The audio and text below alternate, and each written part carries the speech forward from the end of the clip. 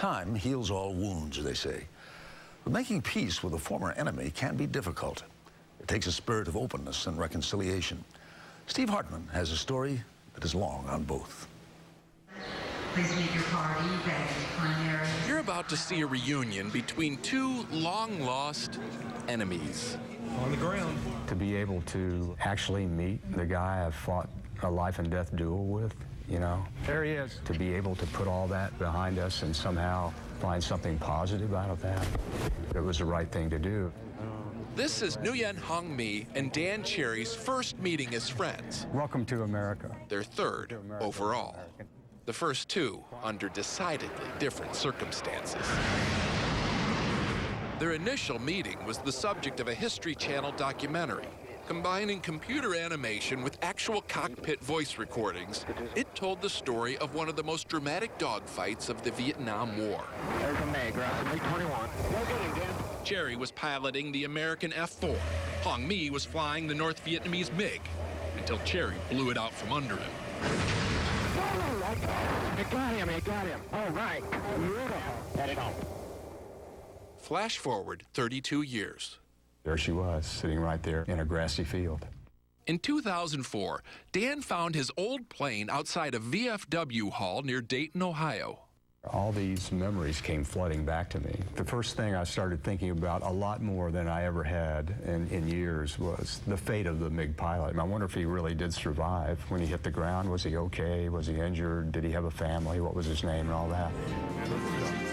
After an exhaustive, unproductive search, Dan heard about a TV show in Vietnam called The Separation Never Seems to Have Existed. That's the name of the show? That's the way it translates. Is it like This Is Your Life? Exactly. Dan sent a letter to the show, which led to their second meeting. We had a very firm handshake, and he says, "Welcome to my country. I'm glad to see that you're in good health, and I hope that we can be friends." And just that quickly, the war went away. After the show, Hong Mi invited Dan back to his home, let him hold his grandson. And I held him in my arms like this, and it was a special thing, and I thought to myself, how quickly has trust developed between the two of us? Which brings us to their third meeting. Just a few weeks ago, Hong Mi came to visit Dan at his home in Bowling Green, Kentucky. First order of business, fawning over Dan's grandchildren. Hong Mi also helped cut the ribbon at Bowling Green's Aviation Heritage Park, new home of Dan's old plane. Obviously, Hong Mi bears no bitterness, although he doesn't like the name of Dan's book. I never considered Dan and I to be enemies, he said. I had to fulfill my duty, and Dan had to fulfill his. Fortunately, today they share the same sense of duty. We hope that the fact that we've been able to put this war behind us and reconcile our differences and develop a friendship might somehow help Vietnam veterans on both sides.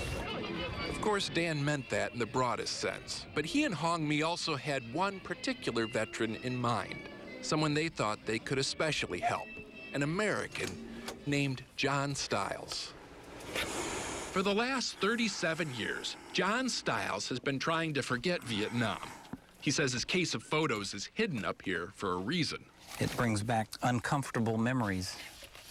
In January of '72, John was flying reconnaissance missions when his plane was shot down.